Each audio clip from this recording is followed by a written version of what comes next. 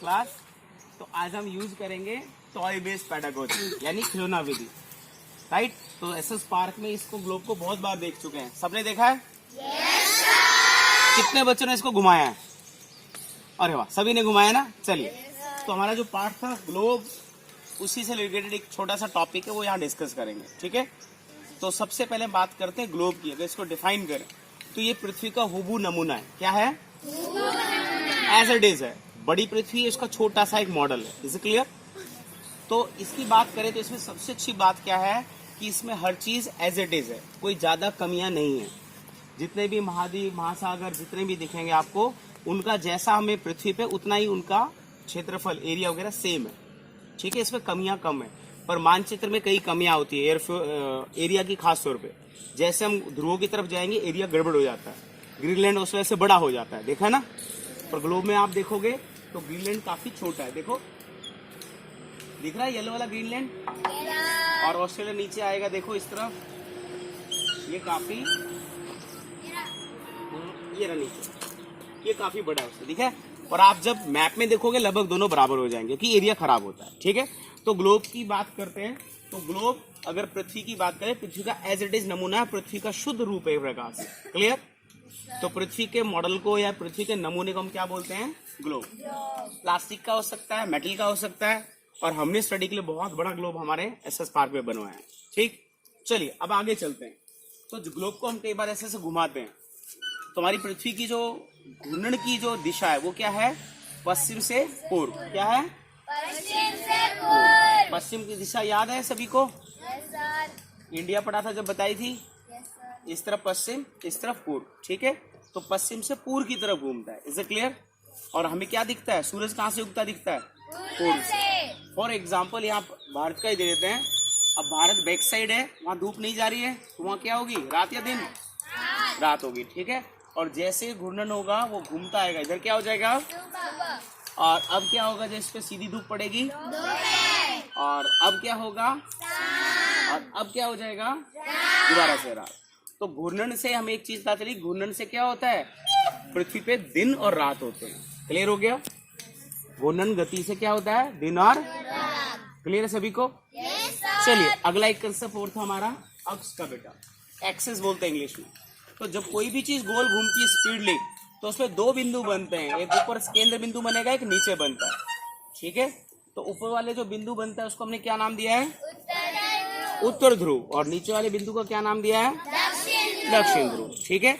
तो इन दोनों बिंदुओं को अगर एक काल्पनिक रेखा से मिला दिया, जैसे ऊपर ही कील दिख रही है और एक नीचे भी कील दिखेगी आपको, देखो यहाँ जिसके ऊपर एक घूम रहा है, तो यहाँ काल्पनिक रेखा बनाए। जैसे हम कील डालते हैं, लट्टू में कील होती है या फिरकी में कील होती है ना, तो उसको हम क्या बोलते हैं? अक्ष। क्या बोलते हैं? ठीक है, इसको हम अक्ष बोलते हैं। और जिस रास्ते पे ये सूर्य का चक्कर काटती है, परिक्रमा करती है, उसको हम क्या बोलते हैं? परिक्रमण के रास्ते को कक्षा। याद रहेगा? अक्ष इसको बोलेंगे जो दोनों बिंदुओं को मिलाता है, उत्तर दक्षिण ध्रुव को, और जो इसका रास्ता सूर्य की तरफ चक्कर काटती है, परिक्रमा करती है, उसको हम क्या बोलेंगे? कक्षा। अब दोनों का संबंध है। अगर कक्षा से हम अक्ष का झुकाव की बात करें, परपेंडिकुलरली सोचे तो ये 23.5 डिग्री झुका है। कितना झुका है? 23.5। और अब कक्षा से, प्लेन से बात करें ऐसे, तो कितना है? 66.5। कितना है? क्लियर? चलिए अब हम एक एक दो बच्चों को बुलाएंगे जो एक एक छोटा छोटा टॉपिक डिस्कस करेंगे, ठीक है। देखते हैं कितना समझ में आया। चलो भाई उनको दिखाओ। चलिए भाई फर्स्ट ग्रुप आ जाओ, पहले तीनों क्या समझ, आ जाओ, कौन समझाएगा? एक आगे आ जाओ। चलिए, कोई भी गोल चीज घूमती है तो उसमें 2 पॉइंट बनते हैं। ऊपर वाले पॉइंट को उत्तर ध्रुव कहते हैं और नीचे वाले पॉइंट को दक्षिण ध्रुव। पृथ्वी के दोनों बिंदुओं का हमने नाम दिया है, उत्तर ध्रुव और दक्षिण ध्रुव। फिर इन दोनों बिंदुओं को मिलाकर जो काल्पनिक रेखा होती है उसे हम अक्ष। शाबाश, वेरी गुड। नेक्स्ट आ जाओ भाई। यस बेटा आ जाओ।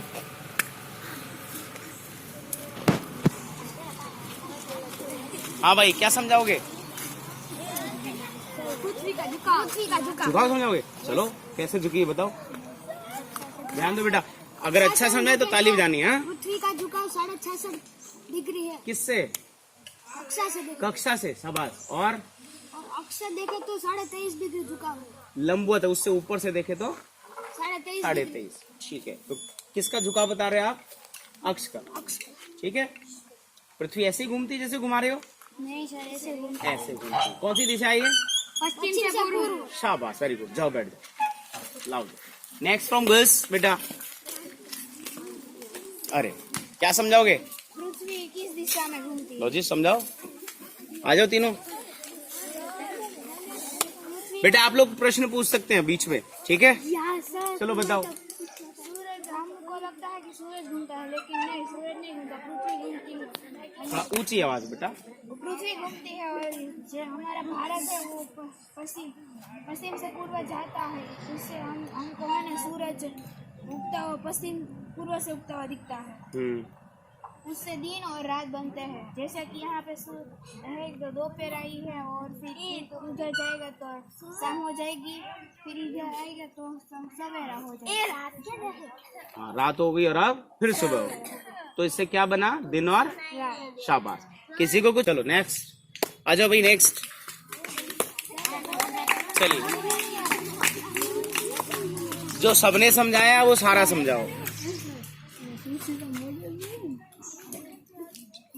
यस बेटा, ये सब कुछ समझाना चाहती हैं शुरू से, तो पहले ग्लोब के बारे में बताओ। ये पृथ्वी का मॉडल है। ऊंची आवाज में बेटा। ये पृथ्वी का मॉडल है। ये पृथ्वी का मॉडल है और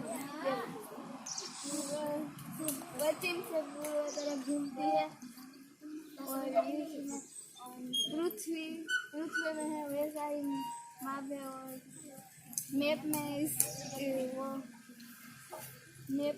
वाला जो है ना वो बड़ा हो गया और इस पृथ्वी में है वैसा ही इसमें है। ग्लोब में छोटा और मानचित्र में बड़ा है, ऐसा क्यों? ग्रीनलैंड क्योंकि मानचित्र में है ना वो ऐसे सीधा होता है, तो यहाँ पे क्योंकि मानचित्र गोल नहीं होता बेटा, समझाया? मानचित्र क्या होता है? प्लेन होता है, तो प्लेन में क्या है? उत्तर ध्रुव चौड़ा हो जाता है ना, एक लाइन बन जाता है पूरा, तो ये हमारा ग्रीनलैंड क्या हो जाता है? काफी बड़ा हो जाता है। तो ग्लोब की विशेषता समझ में आई? ग्लोब पे जो भी आइलैंड है, कोई भी महाद्वीप है, उसकी आकृति क्या होगी? शुद्ध मिलेगी। क्या मिलेगी? जैसे ग्रीनलैंड ऑस्ट्रेलिया इसका सबसे अच्छा उदाहरण है। मानचित्र में दोनों बराबर है, पर ग्लोब में आप देखोगे तो क्या सही आकार दिखेगा। चलो आगे, और ये अक्ष समझा दो। पश्चिम से पूर्व पॉइंट बनते हैं। इसको हमने ऊपर वाले को हमने उत्तरी ध्रुव बोला है, नीचे वाले को हमने दक्षिणी ध्रुव बोला है। तो जो रेखा बनती है उसे हम कैसी रेखा होती है? काल्पनिक रेखा। है। शाबाश। हम ऊपर वाले को उत्तरी ध्रुव कहते हैं और नीचे वाले को दक्षिणी ध्रुव कहते हैं। रेखा को क्या बोलेंगे? रेखा को हम अक्ष। बोलो बेटा, बोलेंगे। अक्ष। बिल्कुल, पूछो जल्दी, क्या पूछना है? किसे कहते हैं? अक्ष किसे कहते हैं? अगर एक लाइन में समझाना हो तो कैसे समझाओगे? अक्ष उधर देखो, इसको छोड़ दो, अब अक्ष समझाओ क्या होता है? दक्षिणी ध्रुव के बीच में जो रेखा बनती है उसे अक्ष कहते हैं। कैसी रेखा? काल्पनिक है, सच में कोई रेखा है? काल्पनिक रेखा, ठीक है। उत्तर ध्रुव दक्षिण ध्रुव को मिलाने वाली काल्पनिक रेखा को क्या बोलते हैं? अक्ष। शाबाश। बॉय साइड, हाँ जी आप पूछो। कक्षा किसे कहते हैं? घूमती है, घूर्णन होता है, उसको हम घूर्णन या परिक्रमण? परिक्रमण करती है, उसे हम उसे या रास्ते को? परिक्रमा के रास्ते को ऐसे को हम कक्षा कहते हैं। वहां जाके समझा सकते हो उस मॉडल में? कौन सा परिक्रमण पथ बताओ? यस, ये रास्ता है जहाँ पे पृथ्वी सूर्य का चक्कर काटती है, उस रास्ते को क्या बोलेंगे हम? कक्षा। बॉयज, हाँ बोलो बेटा। दोपहर, सुबह और शाम कैसे होती है? चलो बेटा बताओ, कौन बताएगा आप में से? सुबह, दोपहर, शाम, जल्दी बताओ। यस बेटा समझाइए। ए अब पूछा तो सुनो, समझो बेटा, चलो। जब पृथ्वी पश्चिम से पूर्व घूमती है तब बेटा ऊंची आवाज उसको सुनो।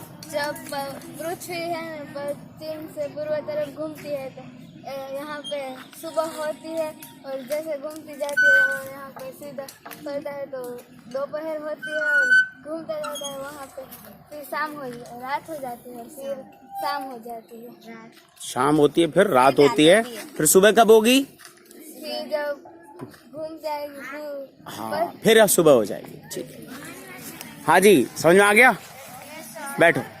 हाँ जी और किसी को? हाँ बोलो बेटा। एक मिनट। पृथ्वी कक्षा से कितनी घूमी हुई है? कक्षा से कितनी झुकी हुई है? कक्षा पर कितनी झुकी हुई है? कक्षा पर 23.5 नहीं सर 66 कंफर्म? 66 सही है भाई? Yes sir. चलो ठीक है, बहुत बहुत धन्यवाद। आज की क्लास यहीं बंद करते हैं। थैंक यू, से बाय।